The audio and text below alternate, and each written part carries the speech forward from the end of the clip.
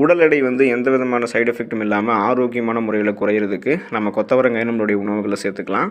கொத்தவரங்காய் உணவினுடைய அளவை குறிப்பிடும்போது கலோரிகளினுடைய அளவு வந்து குறைவாக இருந்தாலும், ஆனால் உடலுக்கு தேவையான விட்டமின்களையும் ஃபைபர் என்று சொல்லக்கூடிய நார் சத்து, தாதுக்கள் எல்லாமே அதிகமாக கொண்டிருக்கக்கூடிய ஒரு உணவாக இருக்குது. அதாவது கலோரிகள் குறைந்த ஆனாலும் ஊட்டச்சத்து அதிகமாக இருக்கக்கூடிய உணவுகளில் கொத்தவரங்காயும் ஒன்று.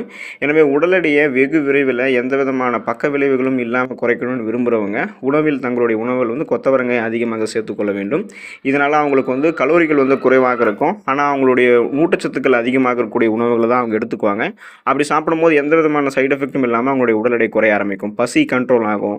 கொத்தவரங்காயில் இருக்கக்கூடிய நார் சத்து ஏற்கனவே நம்மளுடைய உடலில் இருக்கக்கூடிய கொழுப்புகளை வந்து கரைத்து வெளியேற்றி நம்மளுடைய உடல் எடையை வந்து குறைக்க ஆரம்பிச்சிடும். ஸோ அதுக்காக சைடு எஃபெக்ட் இல்லாமல் உடல் எடை குறைக்கிறதுக்கு கொத்தவரங்காயை நம்ம எடுத்துக்கொள்ளலாம். ரத்த சோகை சரியாவதற்கு நம்ம கொத்தவரங்காயை சாப்பிடலாம்.